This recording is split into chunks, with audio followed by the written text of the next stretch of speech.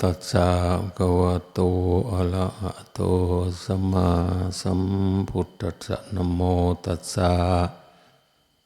ภะคะวะโตอะระหะโตสัมมาสัมพุทธัสสะนะโมตัสสะภะคะวะโตอะระหะโตสัมมาสัมพุทธัสสะพุทธังธัมมังสังฆังนะมัสสามิอิโตปรังสักกัจจังธัมโมโสตโพธิติ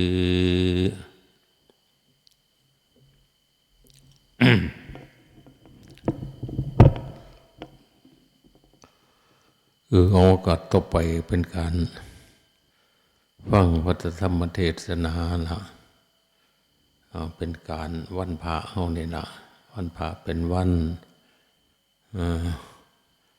สำคัญทางพุทธศาสนาบอกภาษาธรรมะเพิ่นว่าเป็นวันสร้างบารมีซะเกี่ยวกับบางคนก็มีแต่วันคนนะเป็นญาติเป็นโยมก็ได้กับวันคนนี่กันหนึ่งวันธรรมะหาจินบ่ได้ใส่ใจศีลธรรมนะวันพระเพิ่นให้มาสงบระงับความอยากบาดเนี่ยความอยากมันอยากได้หยังก็ไว้สักก่อนสินะให้มาอบ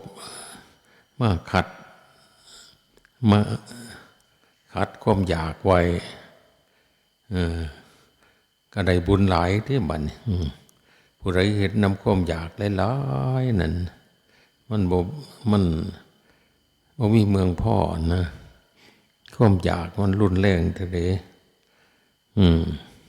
จังว่าเพิ่นว่าให้ขัดความอยากนั่นแหละเป็นธาตุแห่งตัณหาคันบ่ขัดก็ได้อันแล้วแล้วก็มาพิจารณา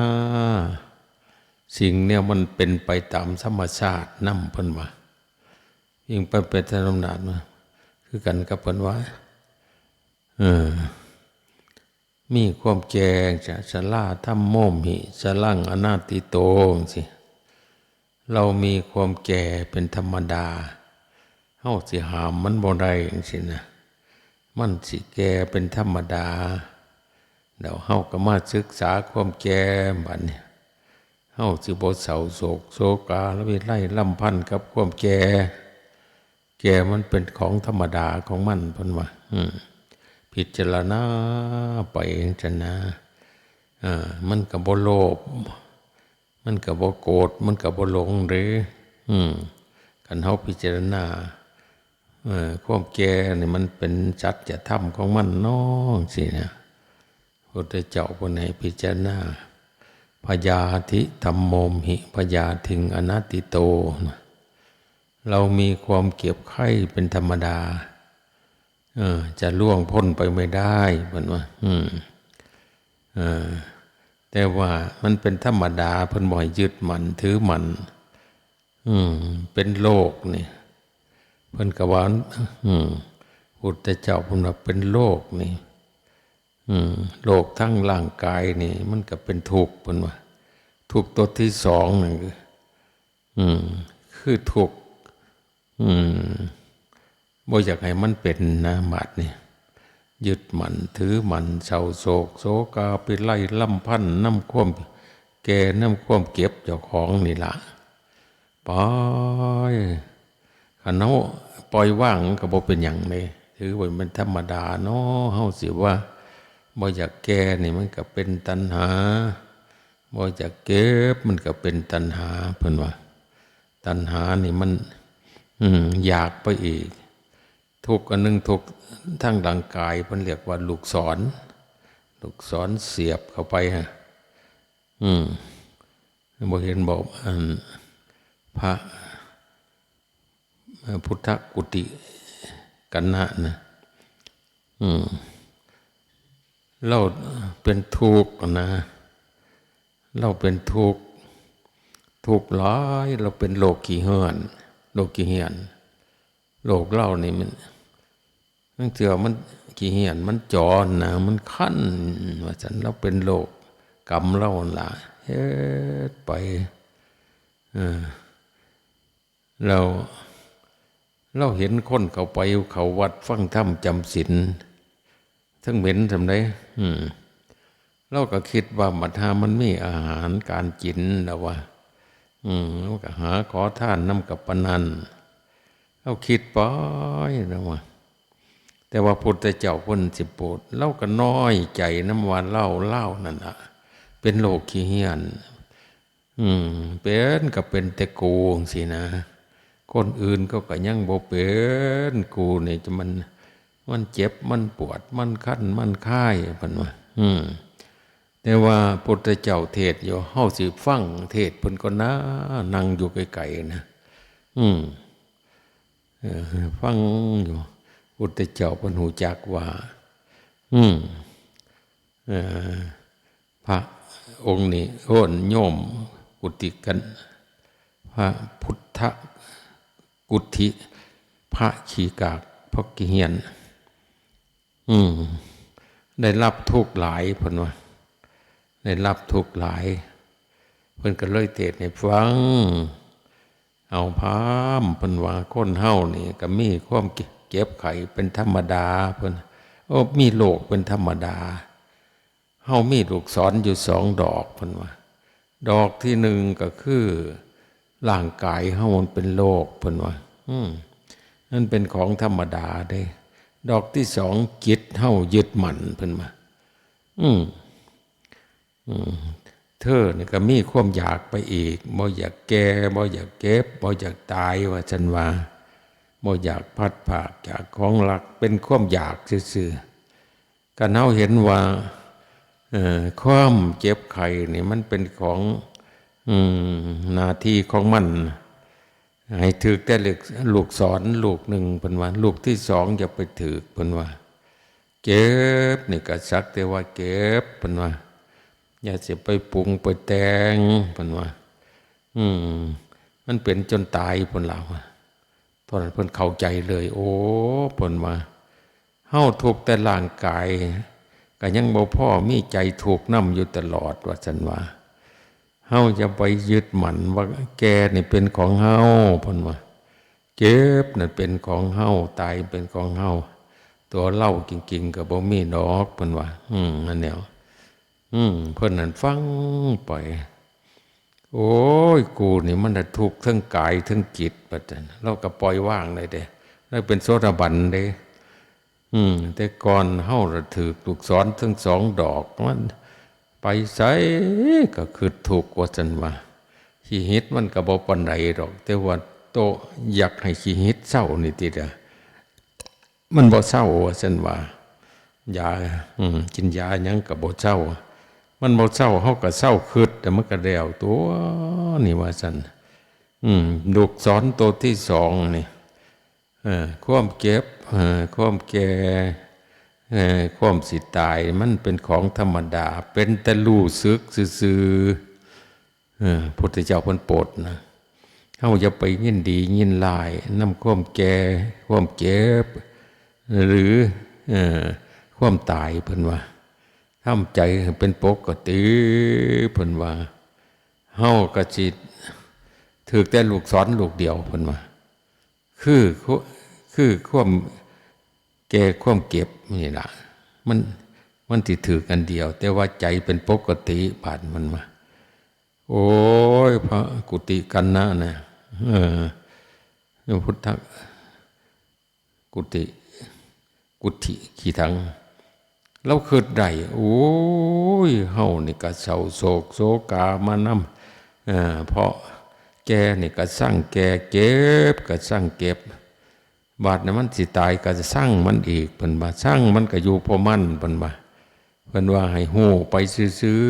ๆเพิ่นว่านั่นแนวมีสติกำหนดรู้คือกันกับเฮานี่นะทำเพี้ยนไปมันเมื่อยก็อย่าไปคิดว่ามันเจ็บไข้ได้ป่วยจังซี่นะคือกันกับเฮาเจ็บไข้ได้ป่วยต้องเก็บแน่นอนต้องเป็นโรคนั่นโรคนี่แน่นอนบ่ซ่าก็ไว้นั่นแหละเพิ่นก็ให้ทำจิตเป็นปกติไว้ แก่ก็สักแต่ว่าแก่ร่างกายแก่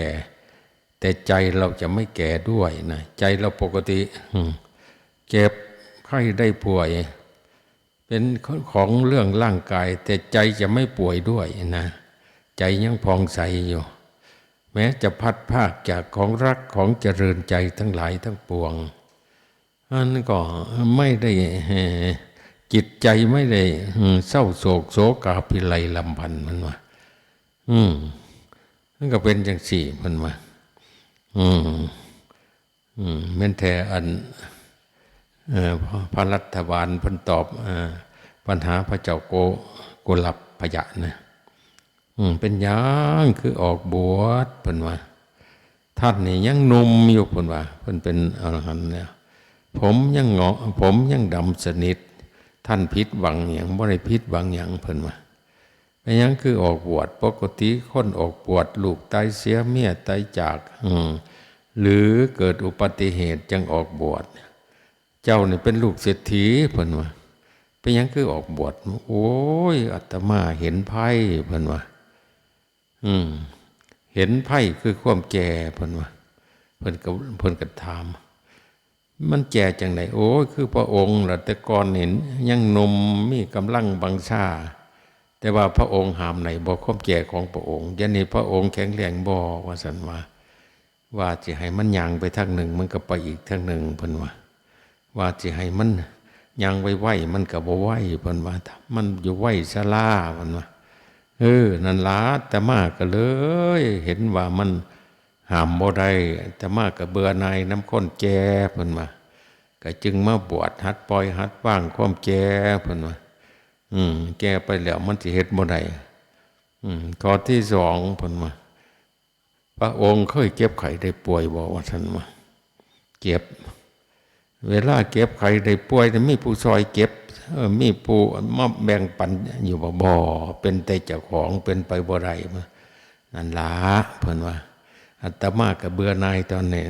แม้นสิเป็นพระราชามหากษัตริย์เป็นเศรษฐีก็ตามเพิ่นว่า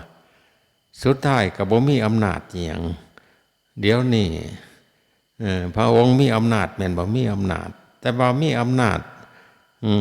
สั่งให้ข้าราชการบริพารมาแบ่งมาเอาความเก็บปวดออกให้มันได้อยู่บ่แล้วว่าซั่นว่านี่ล่ะอาตมาก็เบื่อหน่ายจังซี่ล่ะอาตมาก็จึงมาฝึกมาหัดเพื่อที่พ้นจากทุกข์เพิ่นว่างั้นแนวต่อมาอีกเพิ่นว่าความตายนี่พระองค์สิห้ามในบ่ว่าซั่นว่านั่นล่ะมันบ่มีอำนาจอิหยังเด้ว่าซั่นว่าอำนาจเฮาบังคับเฮาก็ยังบ่ได้ว่าบ่ให้ตายก็ตายว่าบ่ให้พัดภาคจากของหลักของเจริญไปก็ห้ามบ่ได้ถึงว่าสิรวยก็ตามมีอำนาจอยู่แต่ว่าก็ใช้บ่ได้คันเกี่ยวกับม่วนนี่ข้าพเจ้าจึงเบื่อหน่ายว่าซั่นว่าเบื่อหน่ายว่าเจ้าของบ่มีอำนาจก็มาหัดปล่อยหัดวางวันเพิ่นว่าเพิ่นก็ถามไปขอต่อไปเพิ่นว่าโอ้ยข้าพเจ้านี่เบื่อหน่ายอันหนึ่งวันว่าเบื่อหน่ายอีหยังโอ้ยคนเฮาเป็นทาสแห่งตัณหาเพิ่นว่าความอยากบ่มีที่สิ้นสุดว่าซั่นว่าข้าพเจ้าก็เป็นลูกเศรษฐีก็ยังอยากได้อยู่บ่เศร้าว่าซั่นว่าหรือเป็นก็เลยถามได้ยินข่าวว่าประเทศหนึ่งน้อยๆหรืออย่างมีทรัพย์สมบัติหลายมีทองคำหลายพระองค์สิไปเฮ็ดจังได๋โอ้ยก็ไปลบเอาเดี๋ยวเพราะว่าทั้งตะเว้นออกคันได้ยินข่าวก็ไปตะเว้นตกก็โอ้ยนั่นล่ะตัณหาบ่ฮู้จักอิ่มเพิ่นว่ามีแต่สิเอากับสิเอานั่นแหละสิเอานั่นแหละแผ่นดินว่าแผ่นดินอยู่ไสว่ามันเนื้อที่ดีก็ไปปล้นเอารถทันทีก็พาหมู่ไปลบเอาติลบมาได้มันแก่มันได้เอียงมันก็ยังแก่ยังเก็บยังตายอยู่ตัณหามันเคยอิ่มบ่พระองค์เคยอิ่มบ่เคยเศร้าอยากบ่ว่าซั่นว่านี่ล่ะอาตมาก็เบื่อหน่ายตัวนี้ล่ะอาตมาจึงละทุกสิ่งทุกอย่างมาประพฤติปฏิบัติ มาลดราคะมาลดตัณหามาลดโทสะมาลดโมหะข้าพเจ้าจึงมีความสุขบ่ปรุงบ่แต่งอีหยังอำนาจเอ่อสิมาแก้กฎของธรรมศาสตร์บ่ได้บ้านนี้บ่เฮ็ดนำตัณหาเพิ่นว่าตัณหาคือความอยากไฟบ่อิ่มโดยเชื่อเพิ่นว่าแม่น้ำทะเลทั้งหลายก็ไม่อิ่มโดยน้ำเพิ่นว่ามันเป็นอยู่จังซั่นไผสิอยู่ไสก็ตามพระอริยเจ้าทั้งหลายเพิ่นจังหัดละตัณหาเพิ่นว่าหัดละความอยากอยากหนึ่งกามตัณหาเพิ่นว่าตัณหาในกามเพิ่นว่าตัณหาในรูปอันเป็นที่หลักที่ไข่ที่พอใจ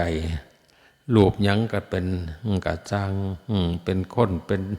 สัตว์จาว่าสิ่งกับหรือเป็นทรัพย์สินเงินทองทั้งหลายมันอยากบ่เศร้าเพิ่นว่านี่กามตัณหาอยากอย่างสันละ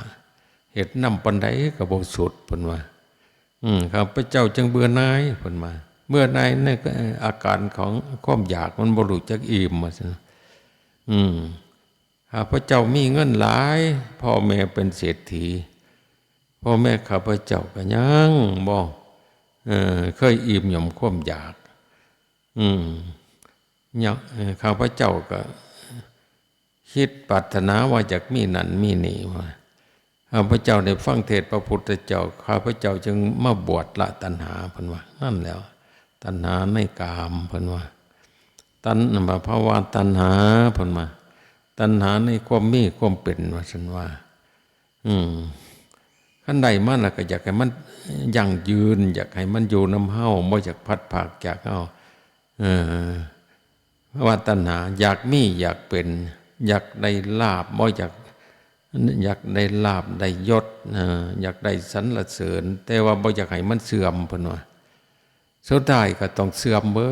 ดเพิ่นว่าลาภยศสรรเสริญสุขสุดท้ายก็มาจบอยู่ที่การไม่ได้อะไรเพิ่นว่า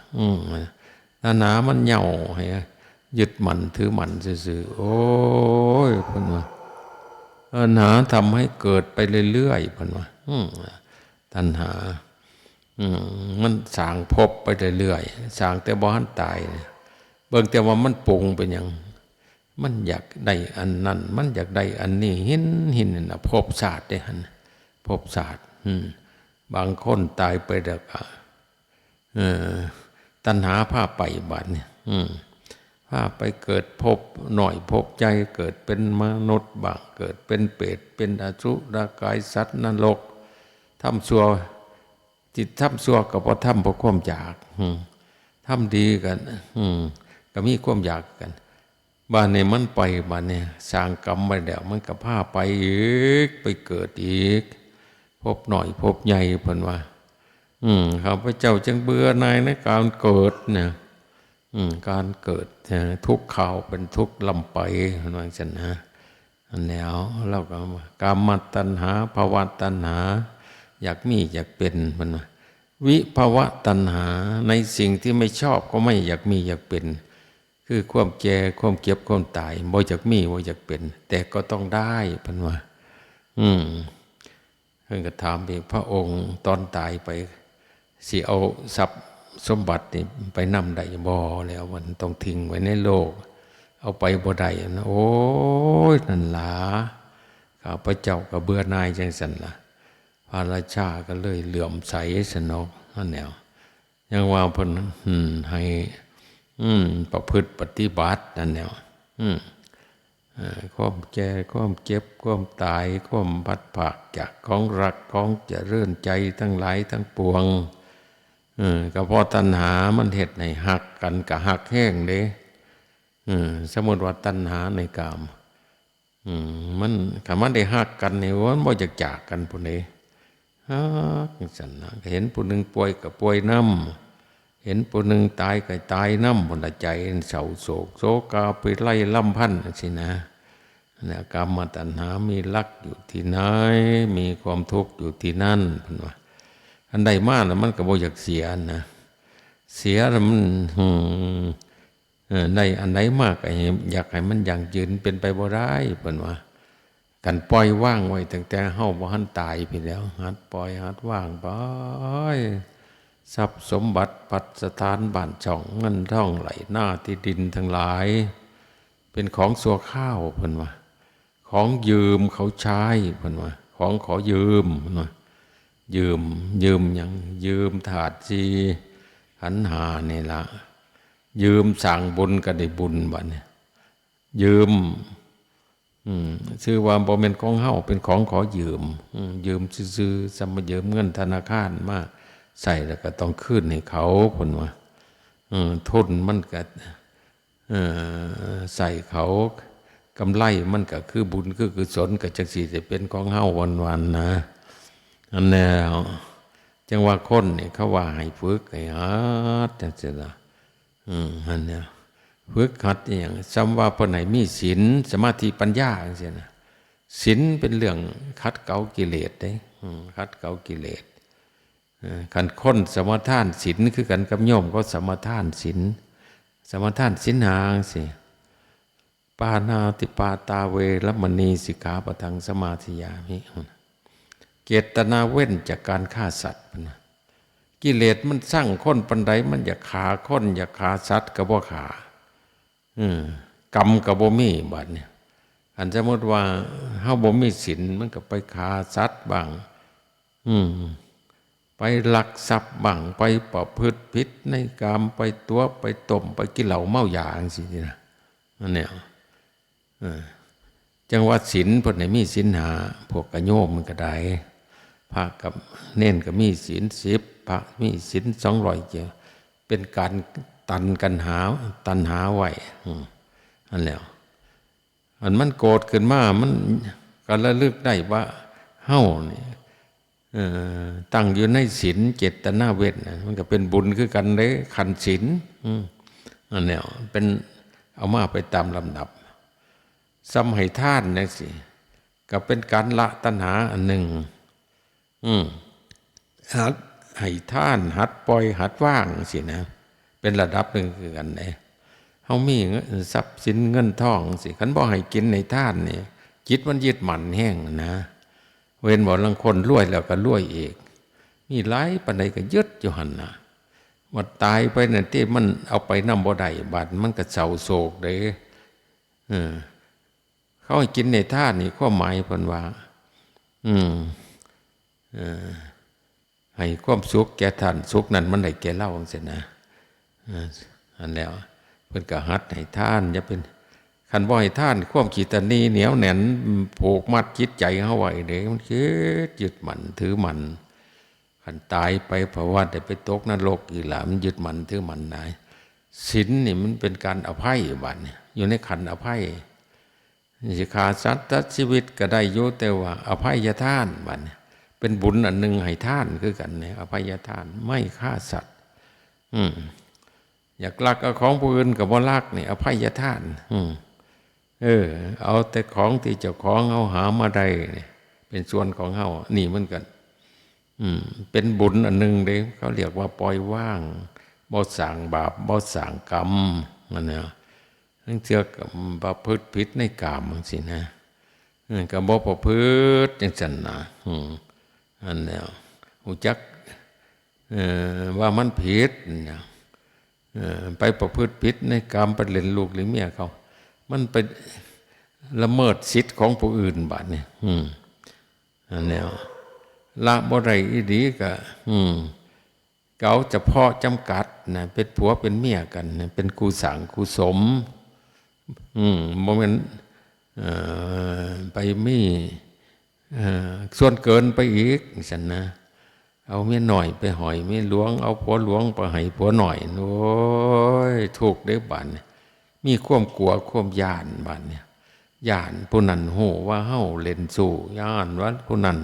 นี่จังมันส่วนเกินมีความสุขเล็กน้อยกามก็ได้แต่ว่ามันให้ทุกข์หลายแล้วมีศีลบัดนี้มีศีลเห็นมามันไปเกี่ยวกันกับอันนั้นบัดนี้จิตมันสิเริ่มผ่องใสเริ่มผ่องใส ทั้งเทื่อก็เรื่องว่าจาจังซี่แนวว่าจาเฮาเนาะกันเฮาไปพูดเท็จบ้างไปพูดส่อเสียดไปพูดคำหยาบไปพูดสำหรับผู้เจ้อจิตเฮามันสิบ่สบายบัดนี้มันเป็นบาปเพราะว่าจาเพิ่นว่าจามันแนวเฮาเฮ็ดเว้าบ่ดีมันก็เลยเป็นบาปเป็นกรรมคิดมายามใดก็บ่สบายเฮ็ดให้จิตใจเฮาเศร้าหมองเฮาก็เจตนาว่าหนึ่งเราจะพูดแต่คำจริงเนาะคำจริงแต่มีประโยชน์ในบัดจริงบ่มีประโยชน์ก็มีซ้ำเข้าด่ากันเอาคำเข้าด่ากันไปสอบผู้นั้นผู้นี้มันก็ยังผิดได้ยันมันเป็นการพูดส่อเสียดบัดแนวว่าจาเฮาก็สำคัญเด้ต้องสำรวมจังซั่นแนวว่าจาไม่พูดเท็จไม่พูดส่อเสียดไม่พูดคำหยาบไม่พูดสำลาบเพ้อเจ้อเท่านี้ก็เป็นบุญเด้บุญรักษาศีลง่ายๆนะง่ายๆแต่ว่าการคนบ่เฮ็ดมันก็บ่ได้มันสำรวมนะจิตมันสิเริ่มเป็นสมาธิเด้คนรักษาศีลห้านี่จิตมันสิอยู่น้ำเหนือน้ำตัวมันเบิ่งเจ้าของนั่นเนี่ย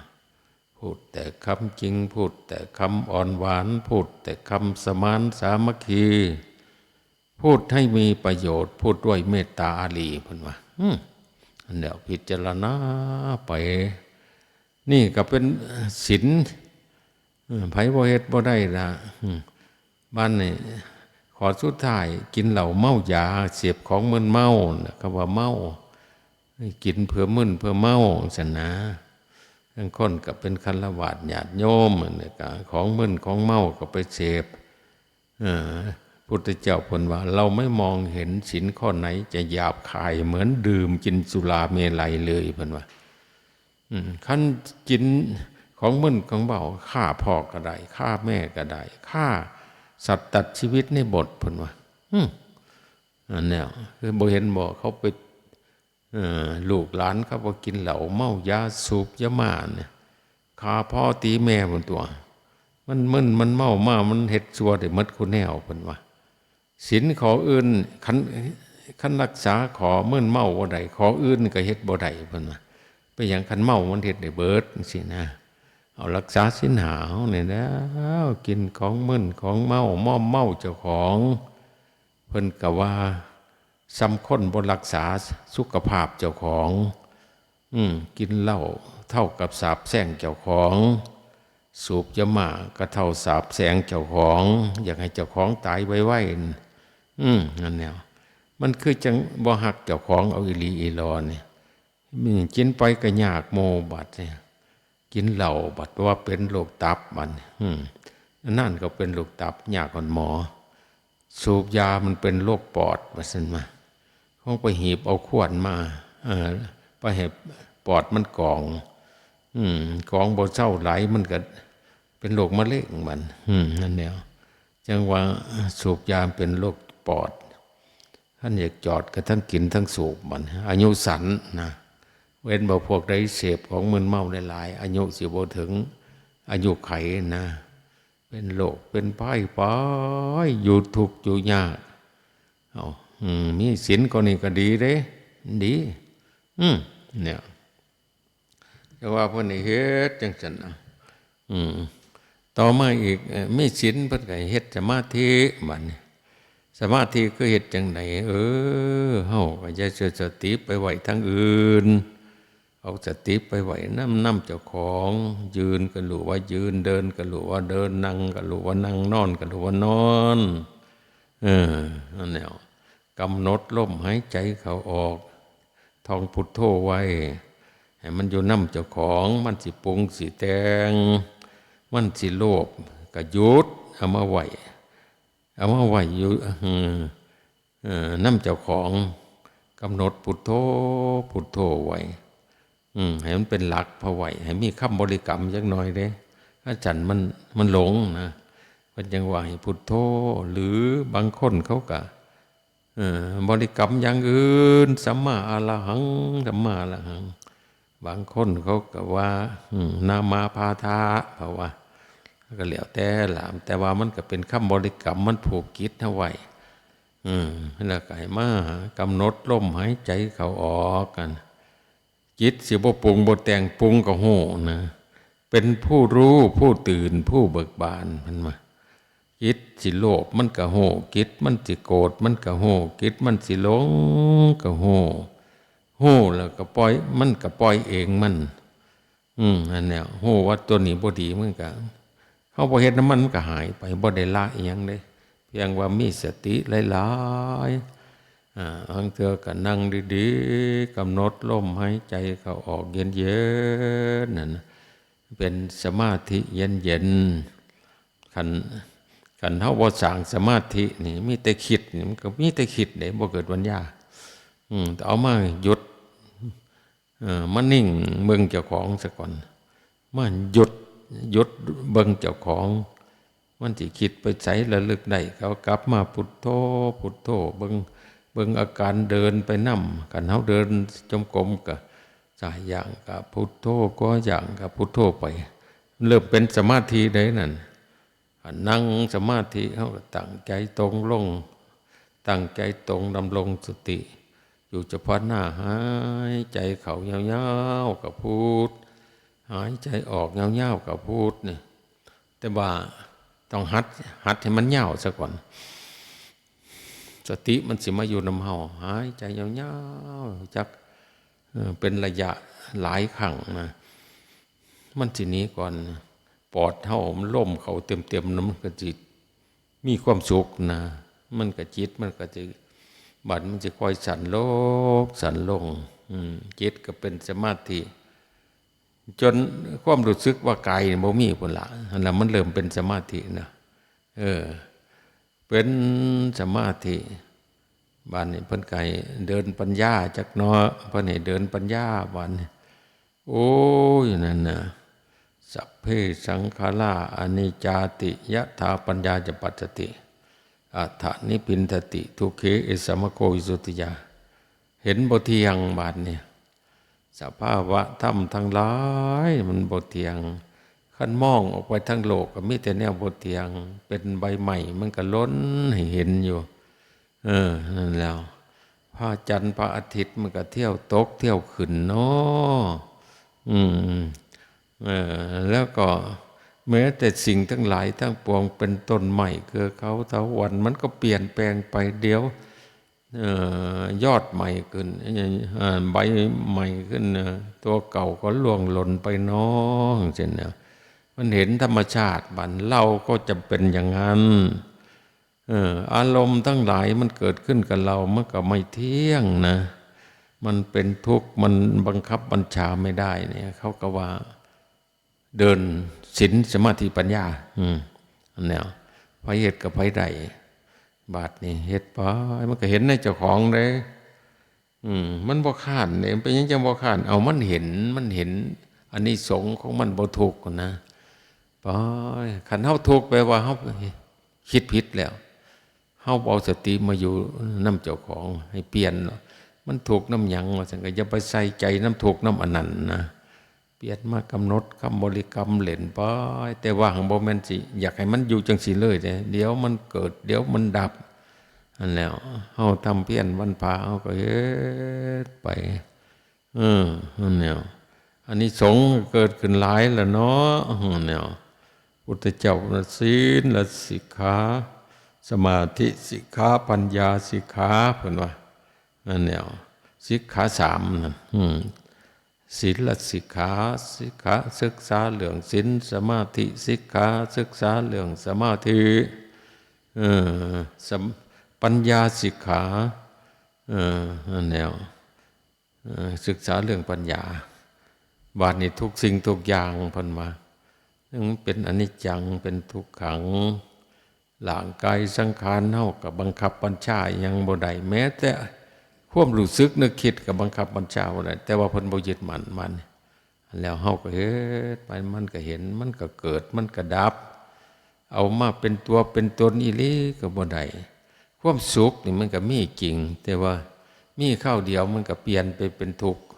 ออกจากทุกข์ก็มาเป็นสุขบางเทื่อก็เป็นอุเบกขาสิไปยึดตัวใดมึงอยู่เที่ยงแท้เด้อตัวนี้ว่ากูมักมึงอยู่สุขนี่ ว่าแล้วก็เจอเกิดขึ้นแล้วก็ดับไป มันเกิดที่ไหนมันก็จะดับอยู่ที่นั่น มันเกิดอยู่ที่จิตการถ้าเบิ่งจิตมันก็ดับมันนั่นเนี่ยสุขเกิดขึ้นก็รู้ว่ามันเกิดขึ้นเดี๋ยวมันก็ละลายไป เกิดขึ้นแล้วก็ละลายไปเกิดขึ้นก็ละลายไป มันสิมีตัวผู้รู้อันหนึ่งมันเป็นกลางมันเบิ่งอยู่นะเพราะว่าผู้รู้ผู้ตื่นผู้เบิกบานไม่ปรุงแต่งนะโอ้ยไม่ก็ปฏิบัติมันก็มีเท่านั้นแล้วเฮ็ดไปมันสิบางคนก็บ่หลายนะสำคัญพุทธกาลเพิ่นว่าเอาผมไปพิจารณาเด้อเพิ่นว่ามันบ่แม่นของเฮาว่าซั่นว่าให้ตั้งแต่มื้อบวชพุ่นก่อนสิสวดบ่เห็นบ่เพิ่นบวชเกศาคือผมทั้งหลายโลมาคือคนทั้งหลายนาขาคือเล็บทั้งหลาย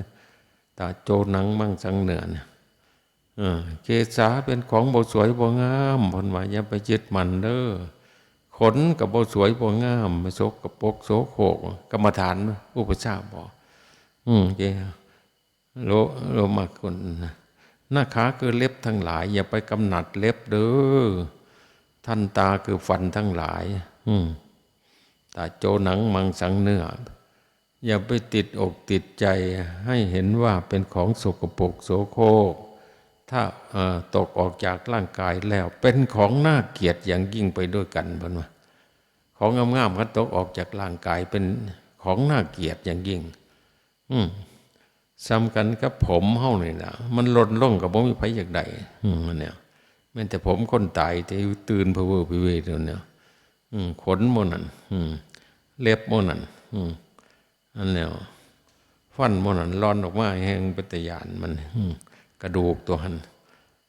แต่จรังมั่งเนื้อ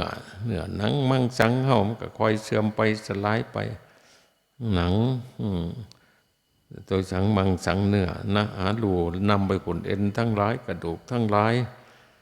ที่มินชังเยในกระบุกมันก็เป็นด่านปัญญาไปจังหนึ่งเลยโอ้ยตัวตนของเราไม่มีนะจะมาว่าเล็บนี่เป็นของเราจริงๆมันก็ไม่ได้เลยมันก็อยู่ของมันต่างหากฟันมันนั่นมันอยากหลอนมันก็หลอนเน้นนั่นมันไม่ใช่ตัวอะไรทั้งนั้นก็เห็นอย่างสี่เดียวมันที่พ้นทุกข์พอเห็นอย่างสี่เด้พอเห็นอย่างสี่ก็ไปใหญ่แล้วบัดเนี่ยว่าของกูไปสันติว่ามันสวยมันงามมันก็เกิดในความหลงไปเรื่อยๆแล้วเฮาพิจารณาเด้อกันไปเฮ็ดไปเรื่อยๆนะบ่แม่นมันสิบรรลุบัดเดียวเด้แต่ว่ามันศึกษาไปในธรรมวินัยนี่ศึกษาไปเพิ่นว่าลึกไปเรื่อยเหมือนทะเลไม่โกกไม่ชันเพิ่นว่าพื้นทะเลมันจะค่อยลาดชั้นไปเรื่อยมันบ่คือภูเขาเพิ่นว่าคนที่ศึกษาธรรมวินัยนี่มันก็ลาดลึกศีลสมาธิปัญญาเป็นของลุ่มลึกเย็นแล้วก็เฮ็ดไปจังซั่นล่ะเนาะเอามื้อนี้แสดงมาเห็นสมควรเจเวลาละล่ะก็ขอให้พวกท่านทั้งหลายจงเอาไปประพฤติปฏิบัติเพื่อยกตนออกจากทุกข์เพื่อถึงสุขอันไพศาลกล่าวคือพระนิพพานในอนาคตการนั้นไกลนี้เถิด